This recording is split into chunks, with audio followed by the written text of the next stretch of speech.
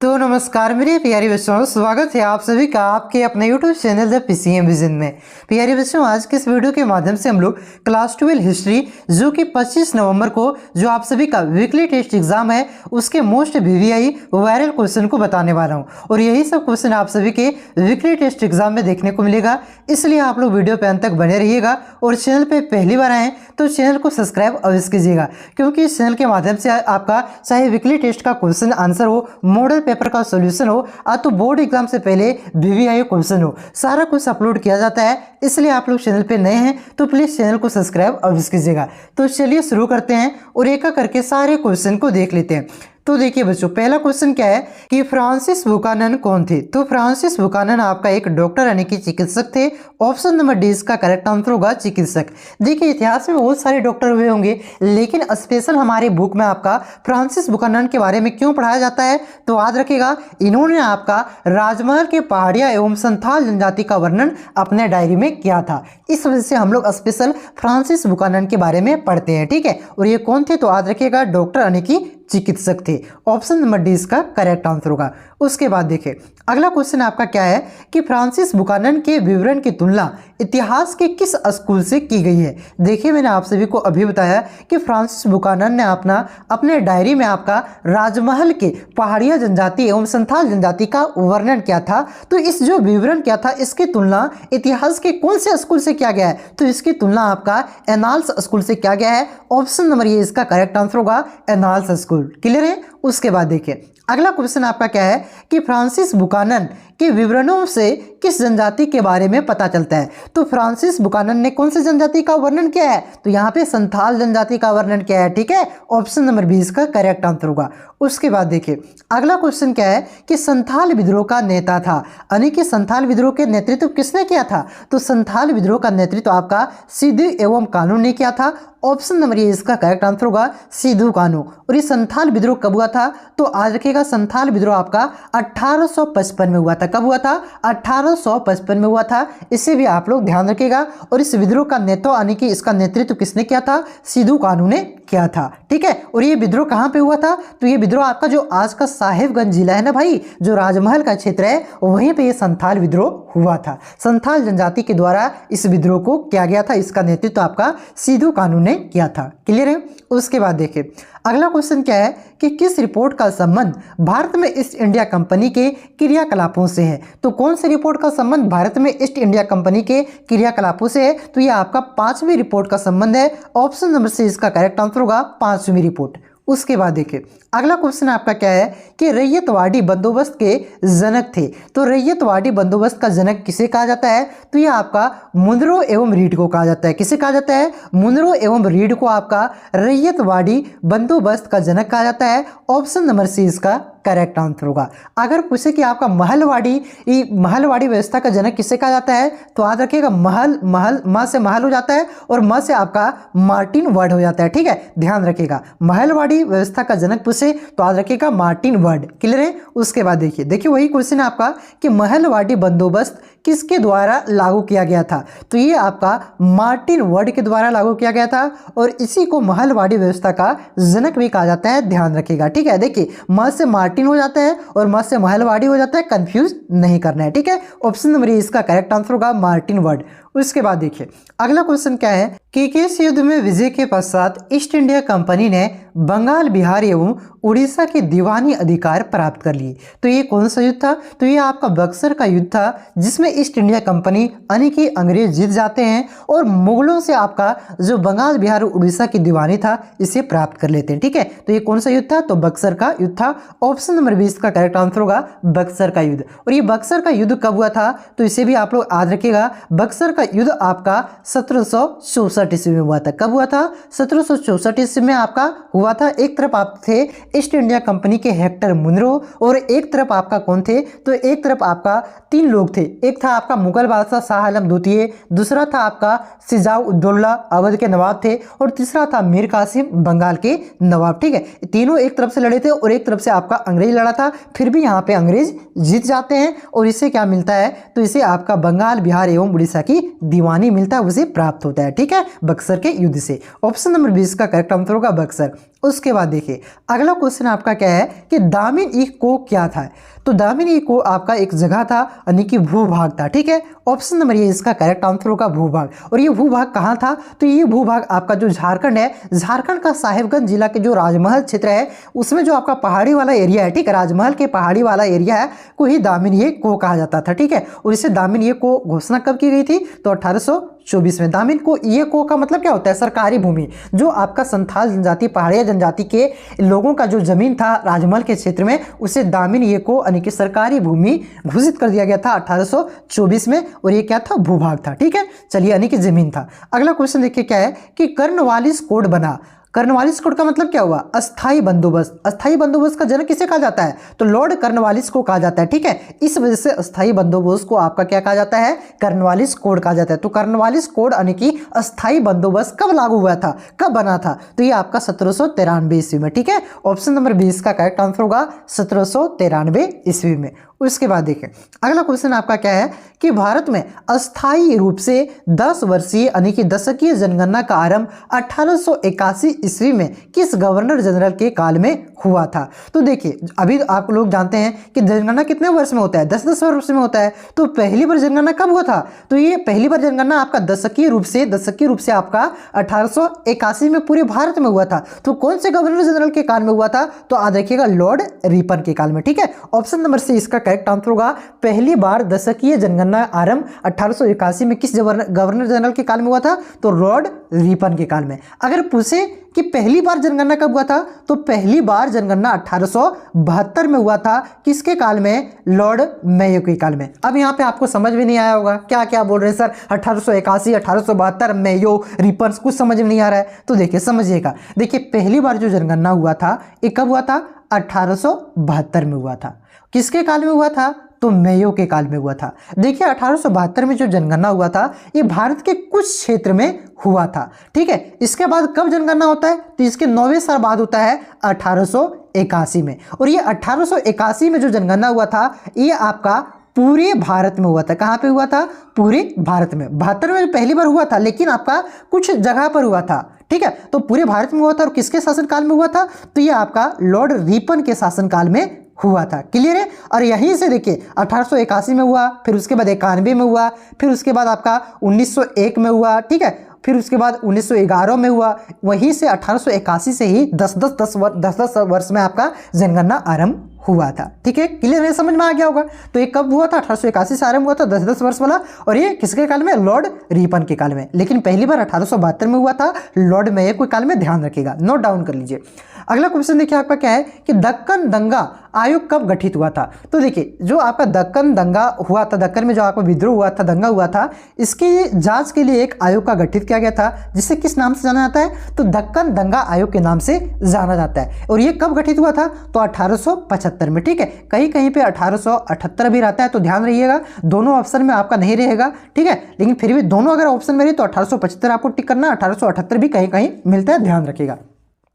चलिए अगला क्वेश्चन देखिए आपका क्या है कि भारत में अंग्रेजों द्वारा उपनिवेश की स्थापना का मुख्य उद्देश्य क्या था। तो इसका मुख्य उद्देश्य क्या था, कच्चा माल प्राप्त करना। हाँ जी, कच्चा माल प्राप्त करना था। यहाँ से जूट कपास जो थे सारा ले जाते थे कहाँ पे, इंग्लैंड, और वहीं पे फैक्ट्री में इसका निर्माण होता था, मतलब विनिर्माण होता था, इससे सामान बनाए जाते थे।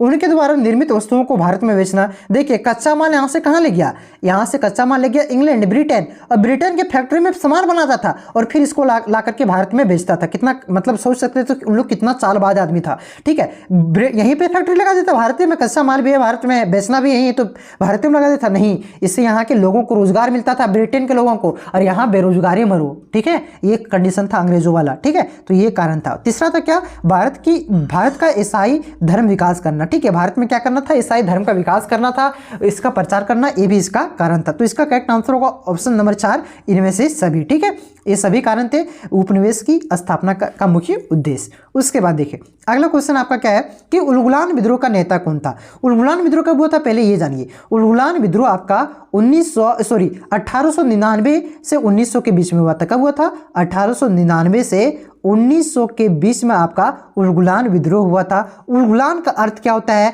तो महान हलचल होता है। क्या होता है? महान हलचल होता है। ठीक है, ध्यान रखिएगा। और ये इसका नेता कौन था? तो इसका नेता आपका बिरसा मुंडा था। ध्यान रखिएगा, डायरेक्ट पूछ सकता है। इसको बिरसा विद्रोह के नाम से भी जाना जाता है, ध्यान रखिएगा। बिरसा विद्रोह पूछे, तो उलगुलान विद्रोह पूछे, दोनों के नेता कौन थे? दोनों एक ही था। और इसका नेता कौन थे? बिरसा मुंडा था। और ये कब हुआ था? तो 1899 से 1900 के बीच में हुआ था। अगला क्वेश्चन देखिए कि रैयतवाड़ी व्यवस्था में भूमि का स्वामी कौन होता था? तो रैयतवाड़ी व्यवस्था में भूमि का स्वामी आपका किसान होते थे। कौन होता था? किसान। ठीक है, ऑप्शन नंबर से इसका करेक्ट आंसर होगा। उसके बाद देखिए अगला क्वेश्चन क्या है कि अस्थाई बंदोबस्त जुड़ा हुआ था। तो अस्थाई बंदोबस्त किससे जुड़ा हुआ है? तो अस्थाई बंदोबस्त आपका कर्नवालिस से जुड़ा हुआ है, क्योंकि कर्नवालिस ने ही 1793 ईस्वी में अस्थाई बंदोबस्त को लागू किया था। ठीक है, ऑप्शन नंबर से इसका करेक्ट आंसर होगा। देखिए यही क्वेश्चन आपको बोर्ड एग्जाम में भी काम आएगा। यहाँ से मैं जितना क्वेश्चन करवा रहा हूँ इससे आपका 3 से 4 क्वेश्चन बोर्ड एग्जाम में देखने को मिलेगा। काफी ज्यादा इंपॉर्टेंट है। ठीक है, इससे आप लोग हो सके तो नोट डाउन करते चलिए। वीकली टेस्ट में तो आपका 10 में से 10 ऑब्जेक्टिव इसी से आएगा। ठीक है, बाकी बात और 2 क्वेश्चन 2 नंबर ही आएगा, यानी कि 14 नंबर का क्वेश्चन वीकली टेस्ट में आपका इसी वीडियो से आने वाला है। साथ ही साथ आपका 3 से 4 नंबर का क्वेश्चन बोर्ड एग्जाम में इस वीडियो से देखने को मिलेगा। ठीक है, चलिए अगला क्वेश्चन देखिए क्या है कि इंग्लिश ईस्ट इंडिया कंपनी की स्थापना कब हुआ था? तो इंग्लिश ईस्ट इंडिया कंपनी की स्थापना 1600 ईस्वी में हुआ था। ऑप्शन नंबर ये इसका करेक्ट आंसर होगा। अगला क्वेश्चन देखिए क्या है कि अस्थाई बंदोबस्त कहाँ लागू हुआ था? अस्थाई बंदोबस्त को किसने लागू किया था? बहुत बार बताएं, कमेंट करिए। ठीक है, और ये कहाँ पे लागू हुआ था? तो ये आपका बंगाल में लागू हुआ था। ऑप्शन नंबर से इसका करेक्ट आंसर होगा बंगाल। अगला क्वेश्चन देखिए क्या है कि महालवाड़ी व्यवस्था किसके द्वारा लागू की गई? तो महालवाड़ी व्यवस्था, ये जो है महालवाड़ी व्यवस्था, ये आपका किसके द्वारा लागू किया गया था? तो ये आपका लॉर्ड बेंटिंग के द्वारा। किसके द्वारा? लॉर्ड विलियम बेंटिंग के द्वारा इसे लागू किया गया था। ऑप्शन नंबर सी इसका करेक्ट आंसर होगा। लॉर्ड विलियम बेंटिंग जब महालवाड़ी व्यवस्था को लागू किया गया था, कब? 1833 के आसपास। ठीक है, उस समय में लॉर्ड विलियम बेंटिंग ही भारत का गवर्नर जनरल थे, ध्यान रखिएगा। ठीक है, और इसी के द्वारा लागू किया गया था। अगला क्वेश्चन देखिए क्या है कि किसको बंगाल और बिहार में अस्थाई बंदोबस्त शुरू करने का श्रेय जाता है? कितना तरह से क्वेश्चन पूछा जा सकता है। देखिए पहला किस तरह से पूछा कि अस्थाई बंदोबस्त का जनक किसे कहा जाता है? तो लॉर्ड कॉर्नवालिस को कहा जाता है। अस्थाई बंदोबस्त किसने का श्रेय किसे जाता है? लॉर्ड कॉर्नवालिस को जाता है। किसने शुरू किया था? तो ये आपका कॉर्नवालिस ने ही शुरू किया था। कितना तरह से एक ही क्वेश्चन को पूछ सकता है आप लोग। देखिए क्वेश्चन एक ही है, देखिए 4-5 क्वेश्चन इसी से बन गया। ठीक है, तो इसी तरह से क्वेश्चन घुमाता है, ध्यान रखिएगा। अगला क्वेश्चन देखिए क्या है कि भारत आने वाले प्रथम यूरोपीय कौन थे? तो भारत आने वाले प्रथम यूरोपियन आपका कौन थे? तो ये आपका पुर्तगाली थे। ऑप्शन नंबर इसका करेक्ट आंसर होगा पुर्तगाली। और पुर्तगाल से कौन आया था पहली बार? तो ये आपका वास्को डिगामा आया था। कब आया था? तो 1498 ईस्वी में आया था। ठीक है, तो पहली बार भारत कौन से यूरोपीय आए थे? तो पुर्तगाली आए थे। पुर्तगाल के कौन थे? तो वास्को डिगामा थे। कब आए थे? तो 1498 ईस्वी में। ठीक है, चलिए आखिरी बार कौन आए थे? अगर पूछ दे कि आखिरी यूरोपीय कौन थे भारत आने वाले, तो फ्रांसीसी थे, ध्यान रखिएगा। अगला क्वेश्चन देखिए, अगला क्वेश्चन आपका क्या है कि ईस्ट इंडिया कंपनी को बंगाल की दीवानी किससे प्रदान की? तो ईस्ट इंडिया कंपनी को बंगाल का दीवानी किसने प्रदान किया था? तो ये आपका शाह आलम द्वितीय ने किया था। किसने? शाह आलम द्वितीय ने। ऑप्शन नंबर से इसका करेक्ट आंसर होगा शाह आलम द्वितीय। अगला क्वेश्चन देखिए क्या है कि भारत आने वाले प्रथम पुर्तगाल कौन थे? पहले देखिए इस क्वेश्चन क्या था, यहाँ पे देखिए कि भारत आने वाले प्रथम यूरोपियन कौन थे, यानी कि यूरोप का कौन सा देश पहली बार भारत आया था? तो ये आपका पुर्तगाली था। और यहीं पे मैंने बताया कि पुर्तगाल का ही पहला व्यक्ति कौन था? तो वास्को डिगामा था। ठीक है, तो इसका करेक्ट आंसर क्या हो जाएगा? Vasco da Gama. कब आया था? तो 1498 ईस्वी में। ठीक है, चलिए अगला क्वेश्चन देखिए क्या है कि प्लासी की लड़ाई कब हुई थी? तो बहुत ही आसान क्वेश्चन है। प्लासी का युद्ध कब हुआ था? 1757 ईस्वी में। अगला क्वेश्चन देखिए क्या है कि भारत में औपनिवेशिक शासन व्यवस्था सर्वप्रथम कहाँ स्थापित हुई थी? यानी कि विधिवत रूप से अंग्रेजों ने पहली बार अपना शासन व्यवस्था कहाँ पे आरंभ किया था, कहाँ पे स्थापित किया था? तो ये आपका बंगाल में। ठीक है, ऑप्शन नंबर यहाँ पे सी होगा, यहाँ पे बी होगा। ठीक है, याद रखिएगा कहाँ पे? बंगाल में स्थापित हुई थी। अगला क्वेश्चन क्या है कि 1793 ईस्वी में जब बंगाल में इस्तेमारी बंदोबस्त लागू किया गया, उस समय बंगाल का गवर्नर को जनरल कौन था? तो देखिए इस्तेमारी बंदोबस्त किसे कहते हैं?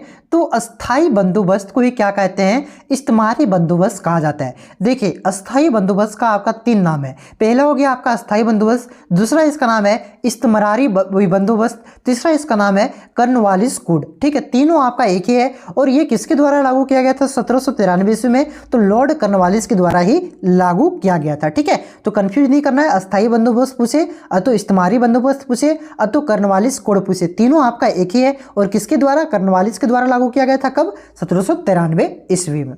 चलिए अगला क्वेश्चन देखिए क्या है कि जोतदार कौन होते थे। तो जोतदार आपका कौन होते थे, तो ये आपका धनवान यानी कि जो अमीर रैयत होते थे उसी को जोतदार कहते थे। ऑप्शन नंबर 20 का करेक्ट आंसर होगा धनवान रैयत।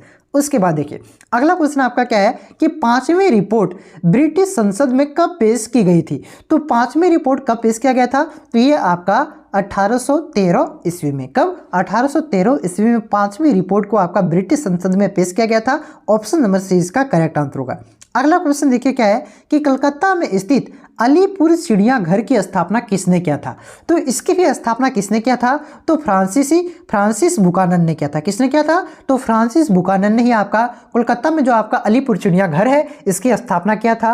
और ये आपका क्या थे, तो ये आपका मैंने शुरू में बताया था, एक कौन थे, तो चिकित्सक यानी कि डॉक्टर थे, जिन्होंने आपका राजमहल की पहाड़ियां एवं संथाल जनजाति का वर्णन अपने डायरी में किया था। ठीक है, चलिए अगला क्वेश्चन देखिए आपका क्या है कि पहाड़िया जनजाति के जीवन के प्रतीक के रूप में निम्न में से किसे जाना जाता है। तो पहाड़िया जनजाति के जीवन के प्रतीक के रूप में आपका हल को जाना जाता है। ऑप्शन नंबर ए इसका करेक्ट आंसर होगा हल। अगर पूछे कि संथाल जनजाति, क्या संथाल जनजाति के जीवन के प्रतीक के रूप में किसे जाना जाता है, तो याद रखिएगा संथाल जनजाति कुदार है और जो आपका पहाड़िया जनजाति है इसे हल। ठीक है, कंफ्यूज नहीं करना, संथाल पूछे तो कुदार हो जाएगा, कुदार, और पहाड़िया पूछे तो हल।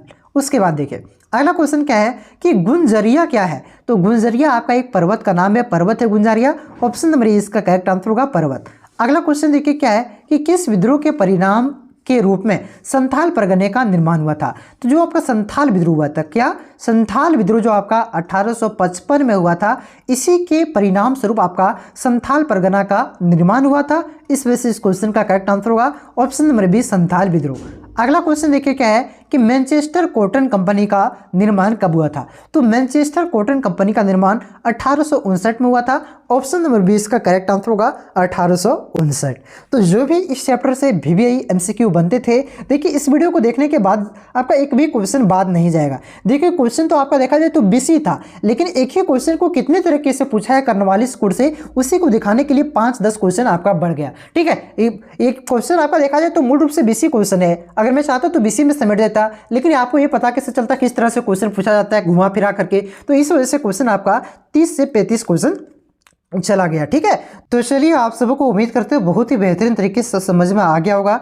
देखिए वीडियो थोड़ा लंबा हो रहा है, इस वजह से हम लोग सब्जेक्टिव क्वेश्चन नहीं कर रहे हैं। इसके बाद एक और वीडियो आएगा जिसमें वेरी इंपॉर्टेंट, जो कि आपका कल के वीकली टेस्ट और जो आपका आने वाले बोर्ड एग्जाम है उसमें आने के चांसेस हैं, वे सारी सब्जेक्टिव क्वेश्चन में को करवाऊंगा। 3 से 4 सब्जेक्टिव क्वेश्चन करवाऊंगा, वे सारा आपका क्लियर हो जाएगा। ठीक है, तो चलिए मैं आप लोग चैनल पे नए हैं तो प्लीज़ सब्सक्राइब जरूर कीजिएगा। इस वीडियो को जितना हो सके दोस्तों में शेयर जरूर कीजिएगा, ताकि सभी को इस चैनल के माध्यम से लाभ मिल सके और मुझे भी सपोर्ट मिल सके। ठीक है बच्चों, तो प्लीज़ सब्सक्राइब अवश्य कीजिएगा। इसका PDF मैं टेलीग्राम ग्रुप में डाल दूंगा, वहाँ से इसे आप लोग डाउनलोड कर सकते हैं। चलिए मिलते हैं नेक्स्ट वीडियो में, तब तक के लिए जय हिंद, जय भारत, जौहर झारखंड।